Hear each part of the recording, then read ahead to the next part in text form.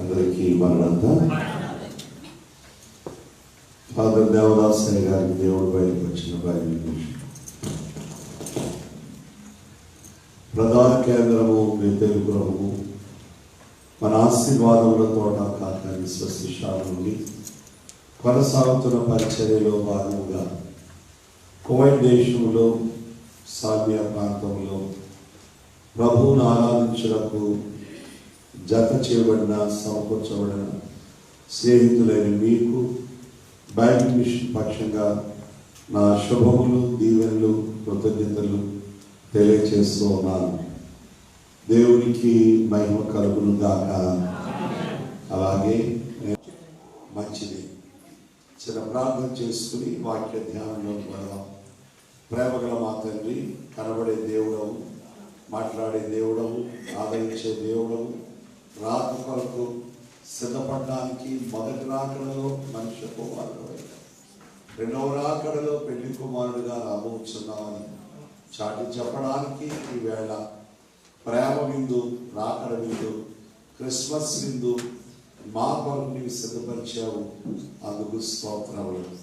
చేరవచ్చిన మా కుమార్తెలను కుమారులను ఎంతవరకు జరిగిన ఆరాధన క్రమమును దీవించి మీ ఆశీర్వాదములతో నింపి తదుపరి జరిగే సంస్కార విందును మరింతగా దీవించమని, వచ్చుచున్న బిడ్డలను దీవించము, వచ్చిన వారిని దీవించము, ఇంకా వచ్చుచున్న వారిని మరింత త్వరితముగా తోడుకుని వచ్చి ఆరాధనలో ఏకీవించుటకు సహకరించగల ప్రభు దయచేయమని యేసు స్వామి పరిశుద్ధ నామమున వేడుకుంటున్నాం పరమ తండ్రి.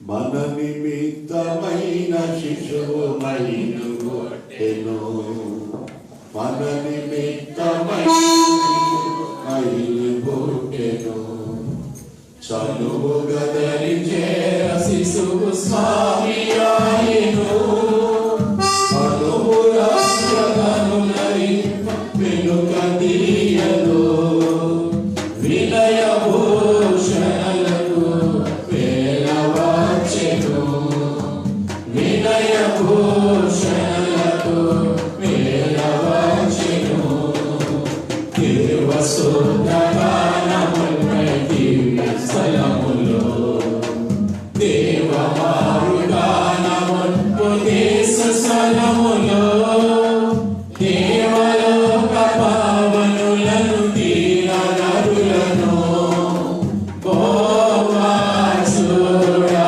కుమిదివి కృష్ణ, బోవాసుడా కుమిదివి కృష్ణ.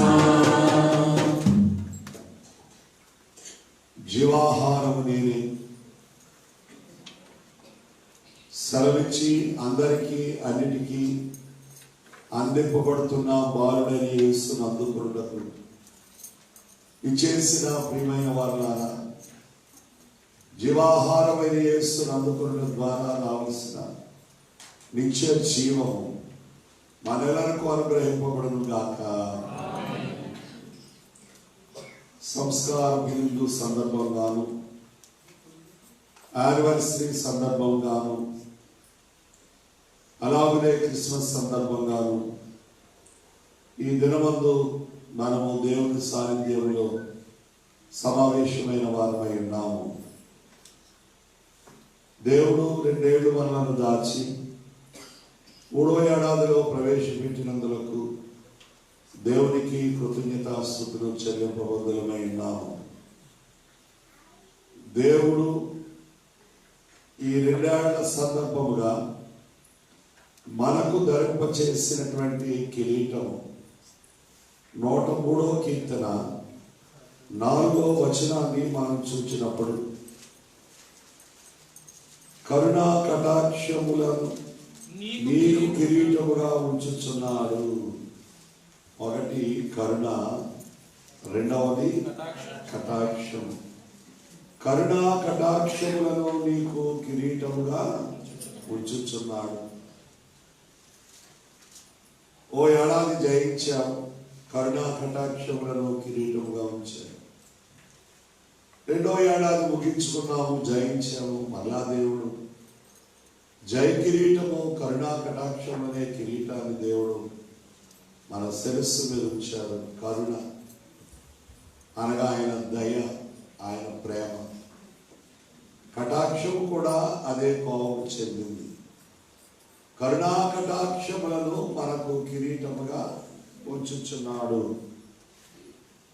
ఈ సందర్భంలోనే కీర్తన గ్రంథము 8వ కీర్తన 4వ వచనం మనం చూసినప్పుడు, లేక దేవుని కంటే వారిని కొంచెం తక్కువనిగా చేసి ఉన్నాము, మహిమా ప్రభావములతో వారికి కిరీటము ధరింపచేసితివి. మహిమా ప్రభావములతో వారికి కిరీటము ధరింపచేసింది. కరుణా కటాక్షములను కిరీటముగా ఇచ్చిన దేవుడు ఇక్కడ 8వ అధ్యాయం 5వ వచనంలో మహిమా ప్రభావములను కిరీటముగా ఉంచుచున్నాడు. మహిమ, దేవుడు మోషేతో ముఖాముఖిగా మాట్లాడాలని మనం చెప్పుకుంటూ ఉన్నాము. ఆ సందర్భంలోనే నీ మహిమను నాకు చూపించన్నాడు మోషే. దేవుడు అన్నాడు, నా మహిమను నీవు చూడలేవు అన్నాడు. కారణం ఏమిటంటే ఆయన మహిమ ఇంత కాదు, అంత కాదు, అంత కాదు. ఆయన మహిమ ఎంత ఉంది? సర్వలోకము ఆయన మహిమతో నిండి ఉన్నది. సర్వలోకము దేవుని మహిమతో నిండి ఉన్నది.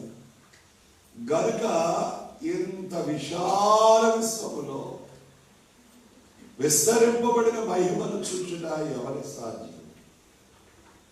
నా మహిమను చూడగలరు. ముఖాన్ని ముఖాముఖిగా చూచారు. మహిమ అనేది నిర్దిష్టమైన ఒక వస్తువు లేక మరి ఏదో అయి ఉంటే దాన్ని చూడడానికి మీరు ఉండేది, దేవుడు చూడలేవు అంటున్నారు. కానీ ఇక్కడేమంటున్నాడు దేవుడు? మహిమ ప్రభావములతో వారికి కిరీటము ధరింపచేసింది. ఏ మహిమను నీవు చూడలేవు అన్నాడు. అదే మహిమను దేవుడు మానవుని శిరస్సు మీద కిరీటముగా ధరింపజేస్తున్నాడు. ఏ మహిమను చూడలేమంటున్నాడో దేవుడు, అదే మహిమ ఈ మనుష్యుని తల మీద కిరీటముగా. యోహాను సువార్త 17వ అధ్యాయము 22 నుండి 24 వరకు మనం చూసినప్పుడు యేసు ప్రభువు తండ్రికి ప్రార్థన చేస్తున్నారు. తండ్రి, మనము ఏకమై ఉన్నలాగున వీరును మన యందు ఏకమై ఉండవలెనని నీవు నాకు అనుగ్రహించిన మహిమ నేను వారికిచ్చి తిని. ఏ మహిమను చూడలేవన్నాడో దేవుడు. ఇప్పుడు యేసు ప్రభు ఏమంటున్నారు తండ్రితో? తండ్రి, నా యందు నీవు, నీ యందు నేను ఉన్నాను. నీవు నాకు మహిమనిచ్చావు. అదే మహిమ నేను వారికి ఇచ్చాను. వారంటే ఎవరంటే యేసు రక్తములో కడగబడిన వారికి యేసు ప్రభువారు తన మహిమనిచ్చారు. ఎందుకు ఇచ్చారంటున్నారంటే వారును మన యందు ఏకమై ఉండుగాక. నేను, నీవు, మనం ప్రభు ద్వారా తండ్రితో ఏకమై ఉండాలి. ప్రభు ద్వారా తండ్రితో ఏకమై, తండ్రిలో మనము, మనలో తండ్రి ఏకమైపోవాలి. అందుకే నీవు నాకు అనుగ్రహించిన మహిమను నేను వారికి ఇచ్చి తిని. ఎంత గొప్ప స్థితి అండి!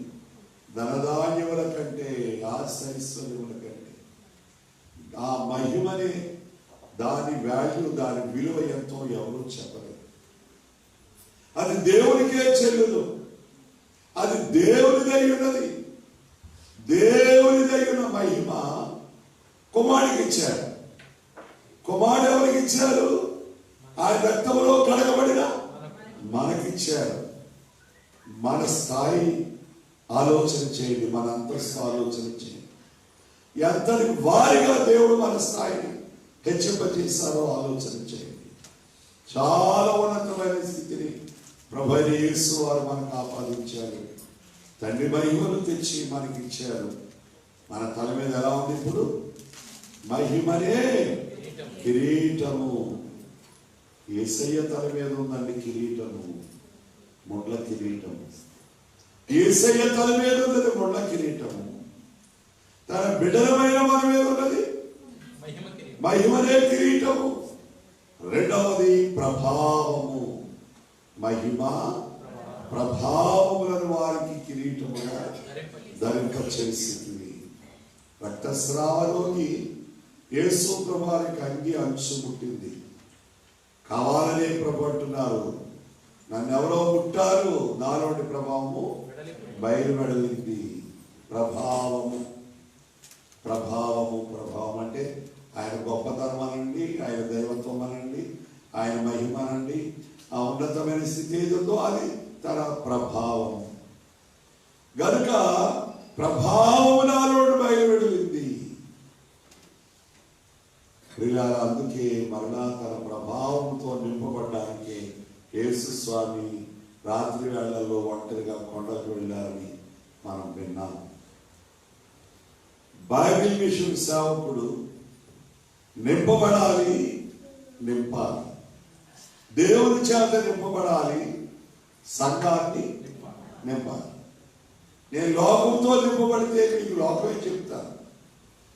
నేను దైవాత్మతో నింపబడితే దైవ విషయాలే నేను మీకు బోధిస్తాను. దేవుని దాసుడు దేవుని ఆత్మతో నింపబడాలి, దేవుని సంగతులనే బోధించేవాడై ఉండాలన్నారు దైవజనులు.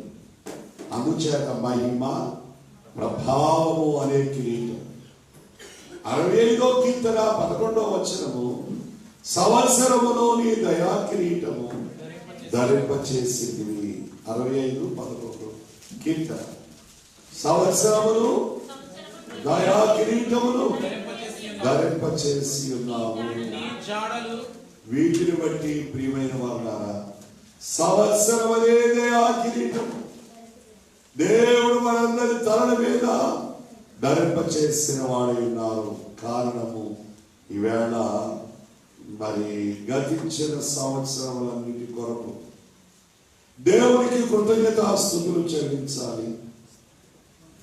మన తలల మీద దయా కిరీటం పెట్టినందుకు దేవునికి స్తుతులు చెల్లించాలి. మన తలల మీద మహిమనే కిరీటం పెట్టినందుకు దేవునికి స్తుతులు చెల్లించాలి. మన తలల మీద ప్రభావం అనే కిరీటములు ధరింపచేసినందుకు దేవునికి కృతజ్ఞతాస్తుతులు చెల్లించాలి. ఎవరైనా కొంత సహాయం మనకు చేస్తే ఎన్నోసార్లు వారికి థ్యాంక్స్ చెప్తూ ఉంటాం. ఆ సహాయం తరిగిపోయే సహాయం, కానీ దేవుని వల్ల కలిగే సహాయము ఇది తరగనిది, ఇది శాశ్వతం ఉండేది. ఆయన మహిమ మీ తల మీద శాశ్వతం, ఆయన ప్రభావం మీ తల మీద శాశ్వతం, ఆయన దయ మీ తల మీద శాశ్వతం ఉంటుంది. తరగని కిరీటాలు, తరిగిపోని కిరీటాలు ఈ యానివర్సరీ సందర్భంలో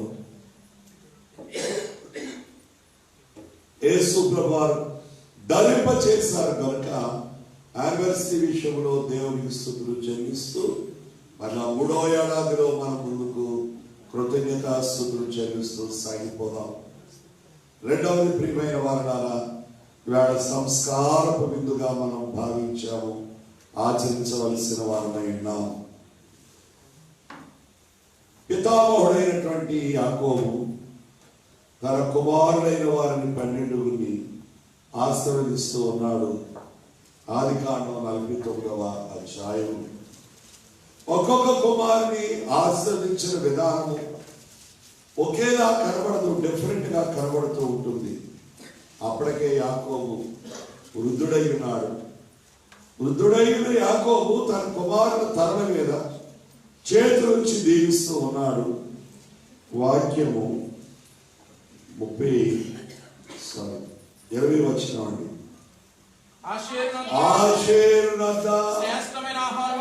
శ్రేష్టమైన ఆహారం కలదు, రాజులకు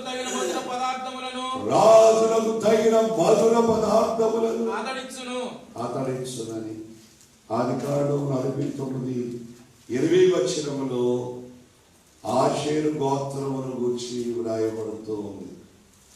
ఒక్కొక్క కుమారుని దీవిస్తున్నాడు. ఆషేరు దగ్గరకు వచ్చేసరికి దీవిస్తున్నాడు. ఆషేరునంత శ్రేష్టమైన ఆహారం కలదు, రాజులకు తగిన మధుర పదార్థములు అతడు ఇచ్చను. సామాన్యులు వేరు, సామంతులు వేరు, రాజులు వేరు. రాజులైన వారి ఆహారము శ్రేష్టమైన ఆహారం అని వాక్యంలో చెప్పబడుతోంది. యేసు ప్రభు యూదుల రాజు, దావీదు యూదుల రాజు గనుక ఆషేరునందున్న ఆహారము రాజులు భుజించే ఆహారము. ఇది సామాన్యమైన ఆహారం కాదు, రాజులు భుజించే ఆహారము. ఆషేరునందున్న శ్రేష్టమైన ఆహారము, రాజులు భుజించే ఆహారం ఉన్నది. ఇవి తండ్రి అయిన యాకోబు ఇచ్చిన ఆశీర్వాదాలు. దైవజనుడైన మోషే ఇశ్రాయేలు 12 గోత్రాల వారిని ఆశీర్వదించారు. వల్ల ద్వితీయోపదేశకాండము 33:24 మనం చూసినప్పుడు 33:24 ద్వితీయోపదేశకాండం.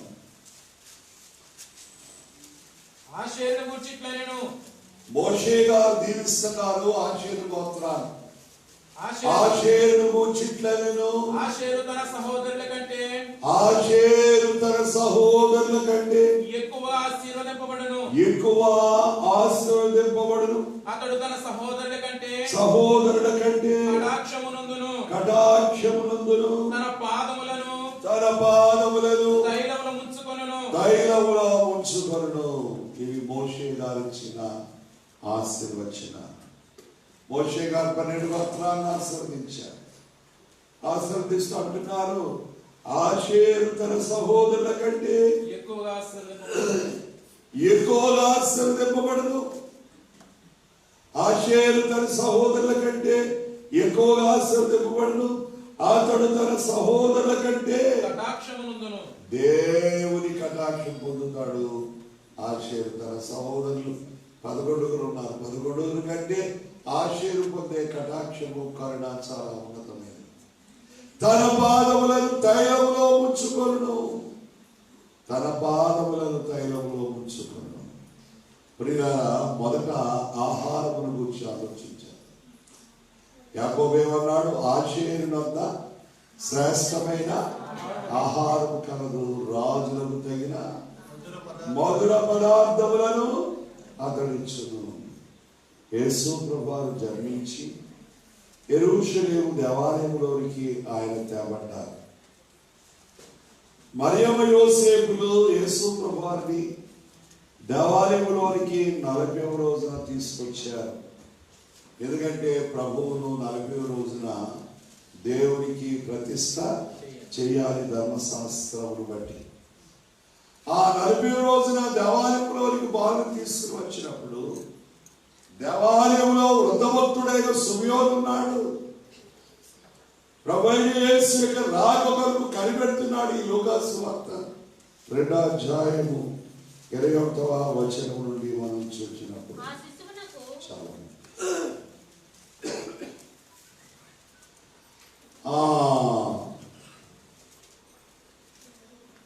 యెరూషలేము దేవాలయంలో ఆ శిశువుని బెత్తము కనిపెడుతూ ఉన్నాడు వృద్ధభక్తుడైనటువంటి సిమియోను.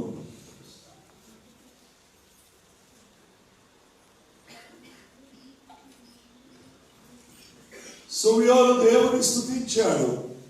అది నేను ఇప్పుడు అవసరం లేదు. అదే దేవాలయంలో మరి వృద్ధ భక్తురాలైనటువంటి అన్న, ఆమె వివాహమైన తరువాత 7 ఏళ్ళు మాత్రమే భర్తతో కాపురం చేసింది.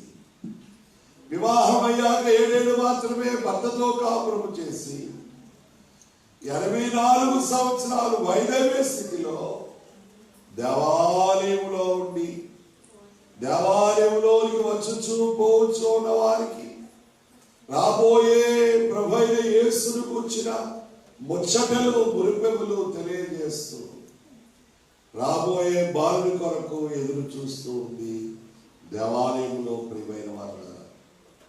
ఈమె గోత్రాల గురించి మనం ఆలోచన చేస్తే రెండో అధ్యాయం 31 ఆషేరు గోత్రికురాలు పనూయేలు కుమార్తెయునైన అన్న అని ఒక ప్రవక్త్రి ఉండేను. ఏమి గోత్రం ఆలోచన చేయండి. ఆషేరు గోత్రికురాలు ఎవరండి? ఆషేరు గోత్రికురాలు. ఆషేరు దగ్గర ఏముంది? శ్రేష్టమైన ఆహారం. ఆషేరు దగ్గర ఏముంది? శ్రేష్టమైన ఆ గోత్రానికి చెందిన అమ్మాయి ఈ అమ్మాయి.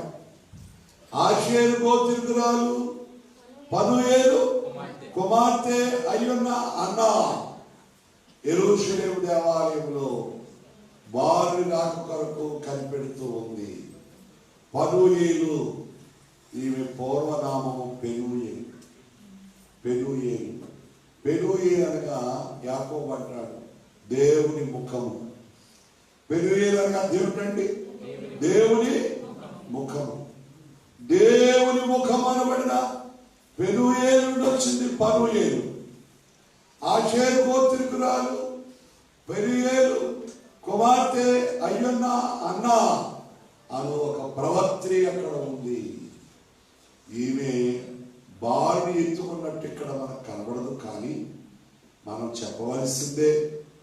ఈమె దేవాలయంలో ఆ బాలుని కొరకు ఎదురు చూస్తూ ఉంది.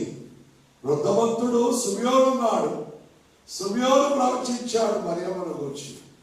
ఆ తదుపరి ఈమె చేతిలో ఉన్న ఆ జీవాహారము అయ్యున్న యేసు ఈ పనూయేలు కుమార్తె అన్నా ప్రవక్త చేతిలో కనబడుతూ ఉన్నాడు బాలుడైన యేసు. ఈమె ఎవరి కొరకు ఎదురు చూస్తూ ఉంది? బాలుడైన యేసు జన్మిస్తారు, దేవాలయంలోకి తేబడతారు, నేను ఎత్తుకోవాలి, నేను స్తుతించాలి, నా జన్మ ధరించాలి అని సుమయోను ఎలాగ ఎదురు చూస్తూ ఉన్నాడు, ఈమె కూడా అలానే ఎదురు చూస్తుంది. ఈయన రానే వచ్చాడు 40వ రోజున, కార్యదించాడు మరియమ్మ యోసేపులు బాలుని ప్రభువుకు ప్రతిష్ఠ చేయడానికి. ఆ సమయమందు ఈ పనూయేలు కుమార్తె అన్నా ప్రవక్త్రి కుమారుడు ఎత్తుకుని స్తుతించుట. ఎందుకంటే ఆయన వస్తున్నాడు. ఆయన వల్ల కలిగే మొదటి రాకడ దీవెన, రెండవ రాకడ దీవెనను గురించి దేవాలయంలోకి వచ్చుచూ పోవచ్చున్న వారికి ఆయన గురించి ముచ్చటిస్తోందని వ్రాయబడింది బైబిల్. ఆమె గురి వచ్చుచున్న బాలుడైన యేసు, తర్వాత రాబోయే వరుడైన యేసు. అందుచేత ఈవేళ ఆమె చేతిలో ఉన్న బాలుడైన యేసును మనం స్మరిద్దాము. ఈ బాలుడు ఏమై ఉన్నారు? జీవాహారము నేనే అన్నారు. ఈ జీవాహారమైన బాలుడు ఎవరి చేతిలో ఉన్నాడు? ఇదిగో పనూయేలు కుమార్తె ఆషేరు గోత్రికురాలైనటువంటి అన్నా చేతిలో ఈ జీవాహారమైన క్రీస్తు కనబడుతున్నాడు. కనబడుతున్న కుమారుడైన క్రీస్తుని గురించి ఏమని ధ్యానించాలో మొదట్లో చెప్పాను నేను. కీర్తన గ్రంథము 2వ కీర్తన 11వ వచనం. ఆయన కోపము త్వరగా రగులుకొనుడు, కుమారుని ముందు పెట్టుకొని లేని ఎడల ఆయన కోపించినప్పుడు మీరందరూ త్రోవ తప్పి నశించెదరు. కుమారుని ముందు పెట్టుకొని లేని ఎడల ఆయన కోపించు. మీరు ముందు పెట్టుకొనరా, ఆయన కోపము త్వరగా రగులుకుంటుంది. ఆయన కోపం రగులుకుందా మీరందరూ త్రోవ తప్పి నశించెదరు. గనుక ఆయన కోపం రేపొద్దు, ఆయన కోపం రేపవద్దు. రేపామా మన నాశనాన్ని మనమే తెచ్చుకున్నామని అవుతాము. ఈ కుమారుని ముద్దు పెట్టుకోవాలని ఖచ్చితంగా చెప్పబడింది. ఈ కుమారుని ముద్దు పెట్టుకోవడానికి ఎక్కడున్నాడు ఈ కుమారుడు? ఇదిగో అన్నా చేతిలో ఉన్నాడు ఈ కుమారుడు.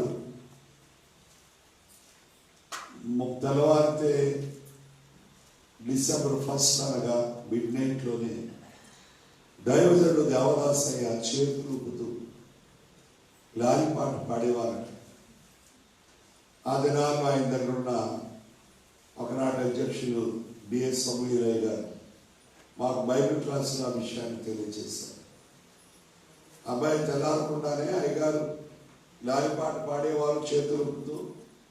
ఒకరోజు ఒకరు అడిగారట అయ్యగారిని, ఏంటంటే అయ్యా వాటి చేతులు ఊపుతూ పాడుతున్నారు ఇంకా తెల్లవారికి మునిపి అంటే, అయ్యగారు అన్నారు ఒకరోజు, మరియమ్మ తన కుమారుడు తెచ్చి నాలుగు ఒడిలో వేసింది అన్నారు.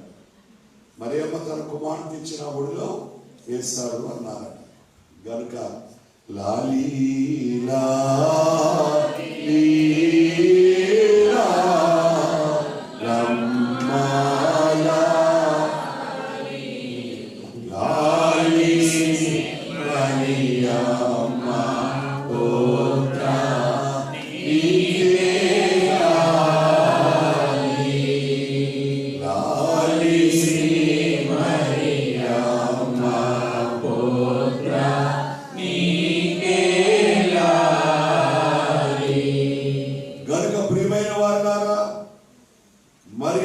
తన బిడ్డ నా ఒడిలో ఉంచారని చెప్పారని అనేక మార్లు. అప్పుడప్పుడు నా ధ్యానంలో నేను ప్రభువును బలవంతంగా బలత్కారంగా ఈ దినం నాకు ఏదైనా మాట చెప్పున ఆయన, ఈవేళ నేను అనేక స్థలాలకు వెళ్ళాలి, అనేక స్థలాల్లో నిలబడాలి, బోధించాలి. నేనేమని బోధించాలి, ఏమని ప్రకటించాలి? నువ్వేదైనా దర్శనమిస్తే, ఒక ప్రవచనం ఇస్తే అది సంఘాల్లో బోధిస్తాను ఈ రోజంతా. ఒక దినమందు మరి ప్రభు నాతో అంటున్నారు, ఆ దర్శనంలో తెల్లవారుజామున డిసెంబర్, నేను నీ కొరకు జన్మించాను, నీవు ఎందరిని నా కొరకు జన్మింపజేస్తావు. నేను నీ కొరకు జన్మించాను, నీవు ఎందరిని నా కొరకు జన్మింపచేస్తావు అని ఒక ప్రశ్నార్థకం పెట్టారు. దేవుని పిల్లలారా, నా పని ఏమిటంటే అనేకులను ప్రభు కొరకు జన్మింపచేయుట. పాట ద్వారా, మాట ద్వారా, ప్రార్థన ద్వారా, ధ్యానాల ద్వారా, ప్రయాణాల ద్వారా అనేకులను ప్రభు ఎదుగు నడిపిస్తూ అనేకులైన వారు ప్రభు కొరకు జన్మించేవారు కావాలి. ఆయన మన కొరకు జన్మించారు, మనము ఆయన కొరకు జన్మించే వాళ్ళము కావాలి స్నేహితులారా. గనుక అలాగున ఆమె చేతిలో ఉన్న జీవాహారమైన ప్రభు, ఆ చేతులంత శ్రేష్టమైన ఆహారం కలదు. ఆ ఆహారమే ఈవేళ ఆమె చేతిలో కనబడుతున్న జీవాహారమైన యేసుక్రీస్తు ప్రభు. ఈవేళ ఏం చేయాలి? ఆహారాన్ని యెషయా ప్రవక్త యెషయా గ్రంథం 6వ అధ్యాయము 6వ వచనంలో, బలిపీఠ మీద మండుతున్న నిప్పులు శరాపులోడు ఒకడు తెచ్చి ప్రవక్త పెదవులకు తగిలించగా, ఇది నీ పెదవులకు తగిలేను కనుక నీ పాపములకు ప్రాయశ్చిత్తమాయెను అని ఆ శరాపుడు ఒకడు ప్రవక్తతో మాట్లాడుతూ ఉన్నాడు. అంటే బలిపీఠం మీద మండుతున్న నిప్పులు శరాపులోడు ఒకడు తీసుకుని వచ్చి ప్రవక్త పెదవులకు తగిలించాడు. ఎందుకంటే అయ్యో, నేను అపవిత్రమైన పెదవులు గలవాడను, అపవిత్రమైన పెదవులు గల మనుషుల మధ్య నివాసం చేసిన వాడను, అపవిత్రమైన శరీరం మధ్య నేను ఉన్నవాడను, నేను అపవిత్రుడను. అయినప్పటికీ నీ సైన్యములకు అధిపతి యెహోవాను కనులారా చూచాను, నేను చనిపోతానేమో. శరాపుల్లోని దోతరుడు ఒకరు నిప్పు తెచ్చి కారుతో, ఎక్కడ నిప్పది? బలిపీఠం మీద మండుతున్న నిప్పు తెచ్చి ప్రవక్త పెదవులకు తగిలించారు. ఇప్పుడు ప్రవక్త కాల్చబడ్డారు. నేనున్నాను, నన్ను పంపించు సువార్త సేవకు అంటున్నారు. కనుక ప్రియమైన వారులారా, ప్రవక్త చేతిలో ఉన్న బాలుడు ఆయన మండుతున్న నిప్పు, లోకానికి వెలుగైన నిప్పు యేసుక్రీస్తు ప్రభు. ఈవేళ మనందరము సంస్కార బిందులోనికి రావాలి. అనగా మీ చేతిలో ఉంచబడినటువంటి రొట్టె, రసము అనబడినటువంటి నిప్పును మీరు ముద్దు పెట్టుకోవాలి. మీరు ముద్దు పెట్టుకుంటే మీలో పరివర్తన రావాలి. మీ మాటలో, మీ చూపులో, మీ వినికిడిలో, మీ సంభాషణలో పరివర్తన కలగాలి, నూతనత్వం కనబడాలి. అదేమిటంటే కాల్చబడిన స్థితి. ఆ నిప్పును ఆ ప్రవక్త పెదవులకు తగిలించగాలి, ఇది నీ పెదవులకు తగిలేను కనుక నీ పాపములకు ప్రాయశ్చిత్తమాయెను. నీ పాపములకు ప్రాయశ్చిత్తం. ఈవేళ ఆ నిప్పై ఉన్న బాలుడైన యేసును మీరు పెదవులకు తగిలించగానే మీ పాపములు ప్రాయశ్చిత్తమయ్యారు. ఇదే మనకు పండుగ కానుక, క్రిస్మస్ కానుక. మన పాపములు ప్రాయశ్చిత్తం చేయబడుట, లేక మన పాపములు కడగబడుట, లేక మన పాపములు పునీతము చేయబడుట, మన పాపములు శుద్ధీకరించబడుట ఆ బాలుని ముద్దు పెట్టుకుంటా. ముద్దు పెట్టుకోకపోతే ఆయన కోపము త్వరగా రగులుకుంటుంది. అప్పుడు మీరందరూ త్రావ తప్పి రక్షిస్తారంటున్నాడు. గనుక ప్రియమైన వారులారా, ముద్దు పెట్టుకొనుడి, ముద్దు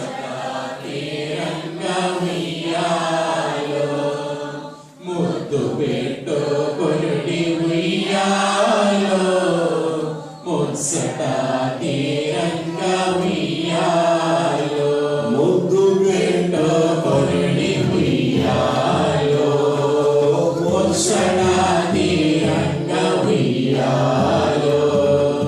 ముద్దు పెట్టుకొనుడి ఉయ్యాలో, ముచ్చట తీరంగా ఉయ్యాలో. వేయండి ఉయ్యాలో, ముత్యాల హారములు ఉయ్యాలో. మురియుచు వేయండి ఉయ్యాలో, ముత్యాల హారములు ఉయ్యాలో. మురియుచు వేయండి ఉయ్యాలో, ముత్యాల హారములు ఉయ్యాలో. ప్రియమైన వారులారా, మరియమ్మ తన బిడ్డను తెచ్చి మన వడిలో ఉంచారు. వడిలో ఉంచబడ్డ చంటి బిడ్డను ఎంత కఠినాత్మురాలైనా ముద్దు పెట్టుకొనక మానదు, ఎంత కఠినాత్మురాలైనా ముచ్చట తీరగా ముద్దులాడక మానదు. గనుక ప్రేమించే వారి బిడ్డైనా పగవారి పసి బిడ్డైనా ఎత్తుకుంటుంది, బిడ్డతో ముద్దాడుతూ ఉంటుంది. ఈవేళ అంత దేవుడు ఎంత నరుడై మన మధ్యకు వచ్చాడు. మనుషుల పోలికగా పుట్టి దాసుని స్వరూపం ధరించి మనవడిలో ఇమిడిపోయారు. కనుక ఆరాధన ద్వారా, సంస్కారపు ఆరాధన ద్వారా బిడ్డను ముద్దు పెట్టుకోండి. ఆయన శరీరంతాలు అందుకోవడం ద్వారా ముద్దు పెట్టుకోండి.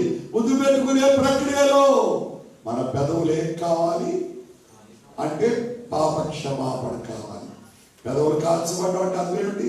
పాప క్షమాపణ కావాలి. మన దోషములు కడగబడాలి, మన పాపములు కాల్చబడాలి.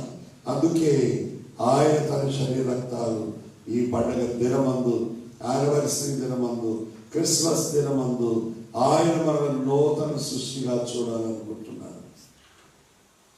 2 కొరింథీ పత్రిక 5:17 ఎవడైనా క్రీస్తునందుంటే వాడు నూతన సృష్టి, పాతవి గతించాయి, సమస్తము కొత్తవాయెను. ఎవడైనా క్రీస్తునందుంటే వాడు నూతన సృష్టి. ఈవేళ మనం నూతన సృష్టి కావాలి. దేని ద్వారా? నూతన ఆహారము, నూతన జీవము, నూతన బలము, నూతన రక్తము, నూతన శరీరము మనకు అనుగ్రహింపబడుతుంది. కనుక ధ్యాన పూరితముగా అందుకోండి. అందుకున్న వారు స్థుతించండి. మరణమైన నా రక్తములో ప్రశస్తమైన నీ రక్తాన్ని పంపించావు. ఇటీవల మన ఆంధ్రదేశంలో డెంగ్యూ ఫీవర్స్ బాగా డెవలప్ అయిపోయాయి. ఇంటిలో ఒకరికైనా డెంగ్యూ ఫీవర్ వచ్చింది, అది డాక్టర్ కల్పనో లేక సొమ్మునాశించి డాక్టర్లు చెప్పేవాళ్ళం తెలిసేది కాదు. ఎవరికి జ్వరం వస్తే చాలు dengue fever, dengue fever, dengue fever, cells పడిపోయి ఎక్కించాలి. డబ్బులు కావాలి, డబ్బులు లేకపోతే కుర్రాడు బ్రతకు చనిపోతాడు. చాలా మూమెంట్ అయిపోయింది ఇటీవల కాలం. ప్రజెంట్ ఇప్పుడు తగ్గిందని చెప్పుకోవాలి. ఆ మూమెంట్ ప్రియులారా, రక్తహీనుడైపోయాడు, బ్లడ్ సెల్స్ పడిపోయాయి, రక్తం ఎక్కించాలి మీ అబ్బాయికి అనేవారు. రోజుకో రీతిగా రక్తం ఎక్కిస్తుంటే పెరుగుతోంది బ్రతుకుతాడని చెప్పేవారు.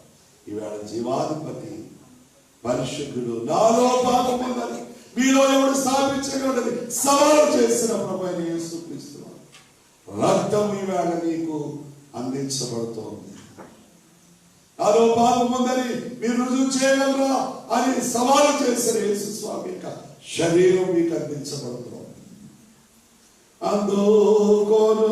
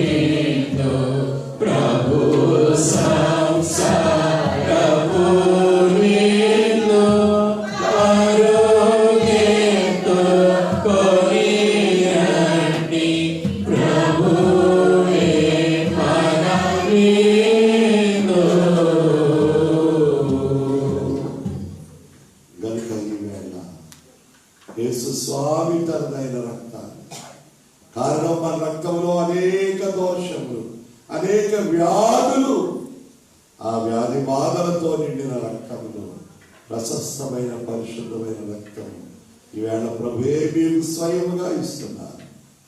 దోషముతో నిండిన మీ శరీరేచ్ఛలు పరిహారము కావడానికి శరీరేచ్ఛను జయించిన పరిశుద్ధుడైన యేసు స్వామి శరీరం మనకి ఇవ్వబడుతోంది. అందుకని పవిత్రులను పరిశుద్ధులు ఉండాలి.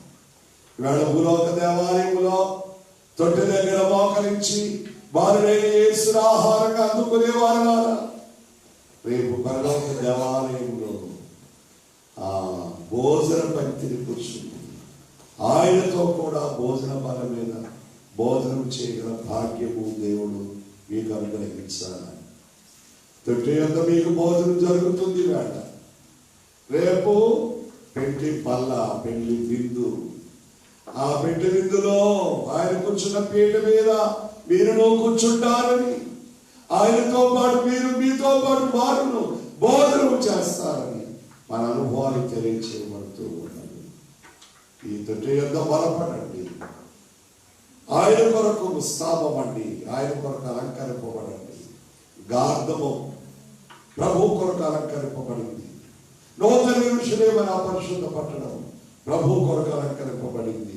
మేడగది ప్రభు కొరకు అలంకరింపబడింది. సమాధి ప్రభు కొరకు అలంకరింపబడింది. పడవ ప్రభు కొరకు అలంకరింపబడింది. మనము ప్రభు కొరకు అలంకరింపబడింది.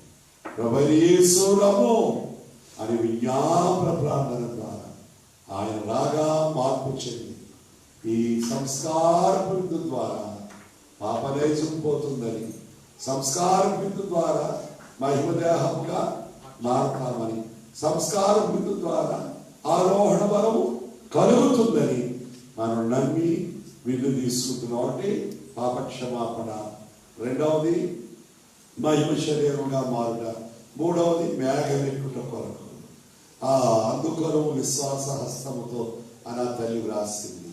గనుక ఇలాగున ఆ పాట పాపనై జమును పోగొట్టు కొరకు మహిమాదే హముగా చూట కొరకు ఆరోహణ బాలమి చూట కొరకు అందుకొను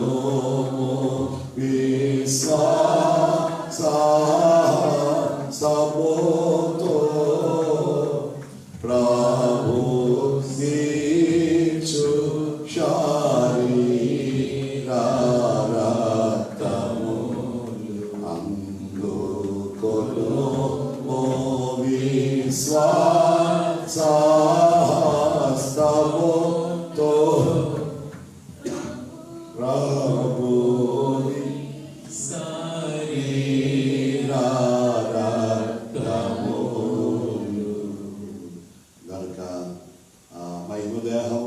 మారుట కొరకు, ఆరోహణ బలం పొందుట కొరకు, మహిమ మేఘమెక్కుడు కొరకు అందుకొను ప్రపించు శరీర రక్తం అలా అందుకొని అనుభవించి తొట్టె యొద్ద నుండి మేఘమునకు కొనుపోబడు భాగ్యము దీవెన యానివర్సరీ పండుగ సందర్భంగా, క్రిస్మస్ ఆరాధన సందర్భంగా, సంస్కార బిందు సందర్భంగా బెత్లెహేము బాలుడు మనందరికీ ప్రసాదించును గాక.